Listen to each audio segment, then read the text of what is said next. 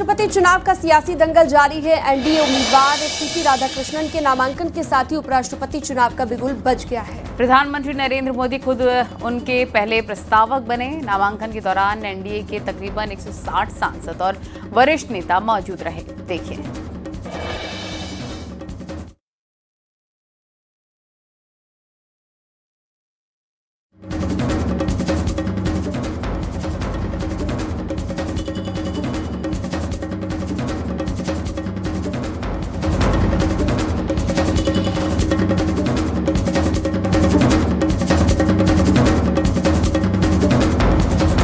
और विपक्ष के उम्मीदवार बी सुदर्शन रेड्डी कल उपराष्ट्रपति पद के लिए नामांकन भरेंगे।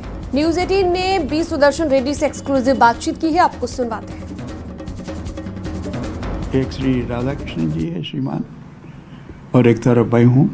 अभी तक तो 2 है जी, कोई तीसरा भी आ सकता, नहीं बोल सकते हैं। तो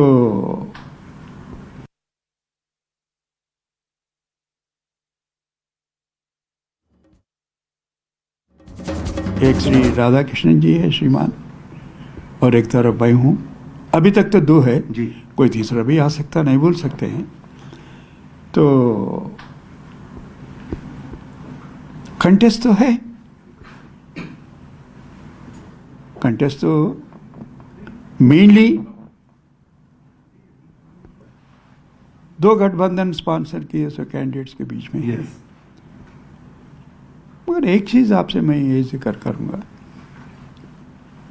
कि ये पॉलिटिकल पार्टीज वोट नहीं डालते हैं, पार्लियामेंट के मेंबर्स डालते हैं। जी जी। तो लोग समझेंगे, सोचेंगे कौन से कैंडिडेट बेटर रहेगा वाइस प्रेसिडेंट ऑफिस के लिए। सोच समझ के वो लोग निर्णय करेंगे। उनका जो भी निर्णय है अपने को मान के चलना पड़ेगा। मुझे तो उम्मीद है।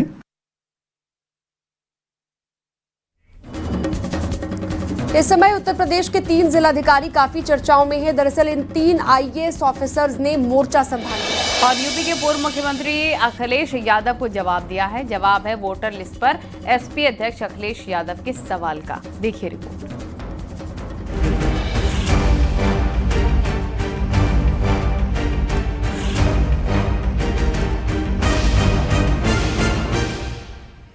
वोटर लिस्ट पर अखिलेश यादव के सवाल पर नई तकरार बढ़ गई है। सोशल मीडिया से लेकर दिल्ली संसद के बाहर तक अखिलेश यादव ने 2022 चुनाव के मतदाता लिस्ट को लेकर सवाल उठाए। हालांकि अब इन आरोपों पर नया मोड़ आ गया है, क्योंकि यूपी के 3 जिलों के डीएम ने अखिलेश के आरोपों का जवाब दिया है। अखिलेश ने उठाए सवाल। जौनपुर, कासगंज और बाराबंकी के डीएम ने जवाब दिया है। जौनपुर के डीएम ने लिखा है कि आपकी शिकायत गलत और निराधार है। डीएम बाराबंकी ने लिखा, जिनके लिए कह रहे हैं उनका नाम सूची में दर्ज है। हालांकि 3 जिलाधिकारियों के जवाब देते ही अखिलेश यादव ने एक बार फिर पलटवार किया है और कहा कि डीएम को आगे करके चुनाव आयोग बच नहीं सकता और इस मामले की गहन जांच होनी चाहिए। मुझे खुशी है इस बात की कि हमसे हट करके लड़ाई अब चुनाव आयोग और डीएम के बीच में हो गई है, क्योंकि अभी तक तो चुनाव आयोग ये कह रहा था कि उन्हें कोई सूची नहीं मिली है और डीएम लोग ये कह रहे हैं कि उन्हें सूची मिल गई। तो ये झगड़ा हमारा नहीं है, ये झगड़ा है इलेक्शन कमीशन और जिलाधिकारियों को तय करना है कि जो 18,000 वोट की हम लोगों ने सूची दी थी उसमें कितने सही कितने गलत हैं। अभी तो डीएम रिपोर्ट लगाएंगे और इलेक्शन कमीशन तय करेगा। उधर ये मुद्दा धीरे धीरे सियासी परवान चढ़ने लगा है। समाजवादी पार्टी के नेता शिवपाल यादव ने चुनाव आयोग पर निशाना साधा है। कहा, जब विपक्ष के बड़े नेता कोई शिकायत की है तो चुनाव आयोग को इस पर संज्ञान लेना था और कार्रवाई करनी चाहिए थी। जब विपक्ष के बड़े नेता ने कोई कंप्लेंट की है और ऐसी कंप्लेंट नहीं करी है, पूरा देश जानता है जे वोटों को कटवाते हैं, वोटों की चोरी कराते हैं और बेईमानी करते हैं, पूरे देश को पता है। तो चुनाव आयोग को से गंभीरता से लेना चाहिए। अखिलेश यादव के आरोपों पर बीजेपी ने भी पलटवार किया और उठाए गए सवालों पर तीखा हमला बोला है। उत्तर प्रदेश में अखिलेश यादव ने मतदाता सूची में गड़बड़ी के जो आरोप लगाए थे, अब जिलेवार जिलाधिकारी जब तथ्यों के साथ अपना जवाब दे रहे हैं तो अखिलेश यादव तिल मिला रहे हैं। अखिलेश जी हार को स्वीकार करना सीखिए। हार का ठीकरा कभी ईवीएम पर, कभी मतदाता सूची पर और अन्य कारणों पर डालकर हार से नहीं बच सकते। फिलहाल इस मुद्दे पर नया संग्राम देखने को मिलने लगा है। वोटर लिस्ट में गड़बड़ी के जिस मुद्दे को विपक्ष उठा के चुनावी प्रक्रिया को कटघरे में खड़ा कर रहा है, उस मुद्दे में रोचक मोड़ आ गया है। अब देखना होगा कि ये वार पलटवार का दौर कहां थमता है। सपा मुखिया अखिलेश यादव को 3 जिलों के जिलाधिकारियों ने तथ्यों के साथ में जवाब दिया, जो उन्होंने ट्वीट किया था। ट्वीट पर ही रिप्लाई किया उन जिलों के जिलाधिकारियों ने बाकायदा तथ्यों के साथ में। यही नहीं, लखनऊ के भी जिला निर्वाचन अधिकारी ने जो अखिलेश यादव ने मुद्दे उठाए थे, उनका तथ्यों के साथ में जवाब दिया। यानी कि एक बात साफ है कि जो मुद्दे अखिलेश यादव वोटों में गड़बड़ी को लेकर उठा रहे हैं, उनका सीधे तौर पर प्रशासन जवाब देने में जुट गया है। कैमरामैन रवि के साथ संकेत मिश्रा, न्यूज़ 18 लखनऊ।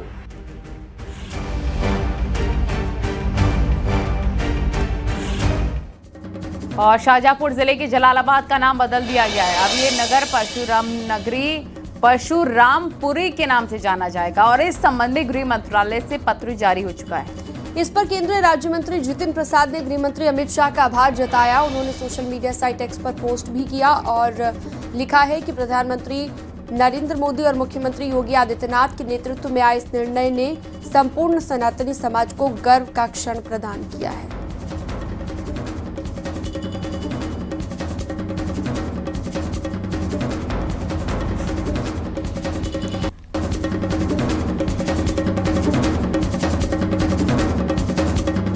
पैंतीस वर्षों से ज़्यादा समय हमको यहाँ स्थान पर हो गया है और पूरा प्रयास हमारे पूरे समाज का प्रयास रहा भगवान परशुराम जन्मभूमि को जलालाबाद की बजाय परशुरामपुरी घोषित किया जाए।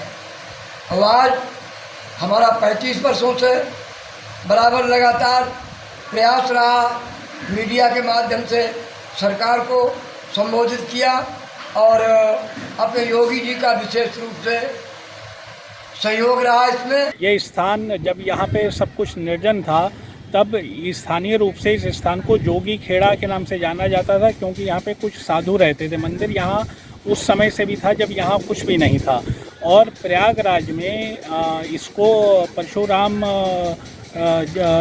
परशुरामपुरी के नाम से ही इस स्थान को सन 1034 में भी इसकी सारगर्भिता थी स्थान की जी। बाद में एक यहाँ के फर्रुखाबाद के शासक हकीम अहमद खां ने मिडिल पीरियड में इस स्थान को अपने पुत्र जलालुद्दीन के विवाह में अपनी पुत्र वधू को मेहर के रूप में दिया, तो इसका नाम जलालाबाद जो है वो उन्हीं जलालुद्दीन के नाम पे जलालाबाद चर्चित हुआ।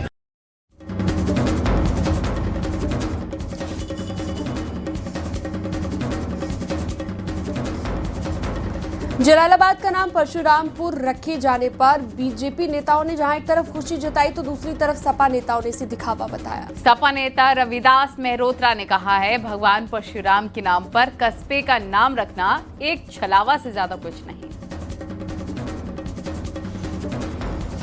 लोग विष्णु के अवतार हैं। पूरा हमारा सनातन धर्म, पूरा भारतीय संस्कृति उनको ईश्वर के रूप में मानता है और ये उनका वहीं पर जन्मस्थली भी है। और यदि उनके नाम से यदि जलालाबाद का नाम परशुराम जी के नाम पर किया जा रहा है तो ये हम सब के लिए सौभाग्य है, हर्ष का विषय है। सरकार को इसके लिए बहुत बहुत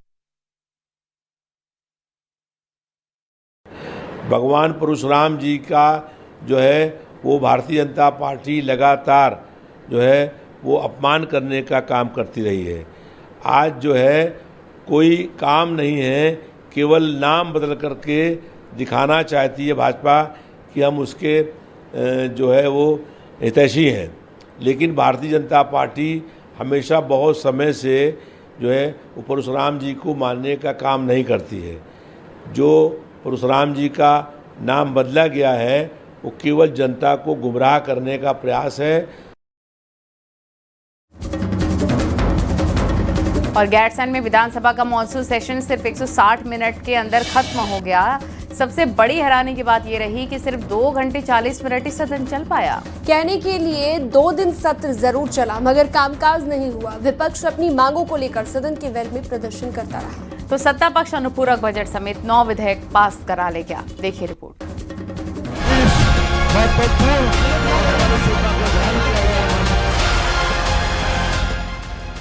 गैरसैंण विधानसभा का मॉनसून सेशन आम सेशन से हर मायने में पूरी तरह अलग रहा। सेशन के पहले दिन कार्रवाई के साथ जो हंगामा हुआ वो सदन के खत्म होने तक जारी रहा। पहली बार ऐसा हुआ जब हंगामे के चलते पूरे सेशन में प्रश्नकाल हो ही नहीं पाया। आप पर सबकी निगाहें पहली बार ऐसा भी हुआ जब विपक्ष रात भर भी सदन में धरना देता रहा। सदन में बिस्तर लगाकर सोया और पहली बार ऐसा हुआ जब विधानसभा का सत्र सिर्फ 27 घंटे चला और उसमें भी कामकाज सिर्फ और सिर्फ 2 घंटे 40 मिनट का हुआ। सत्ता पक्ष का आरोप है कि विपक्ष चर्चा करना ही नहीं चाहता और इसीलिए विपक्ष ने ही कार्य मंत्रणा समिति में 2 दिन का एजेंडा तय करने की मांग की थी ताकि 2 दिन में इस सत्र को खत्म किया जा सके।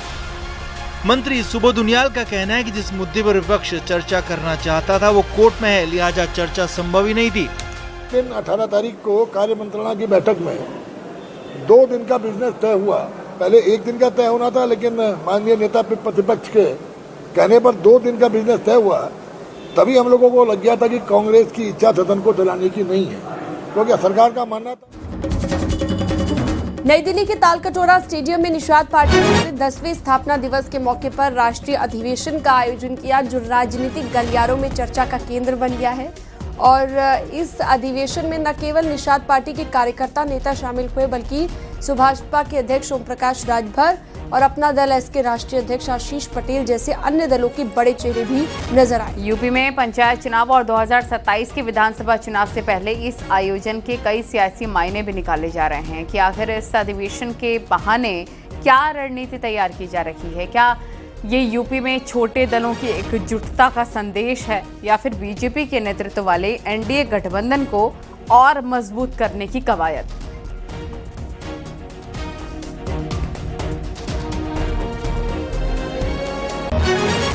खबरें जारी हैं, रुकेंगे छोटे से ब्रेक के लिए। आप देखते रहिए न्यूज़ 18।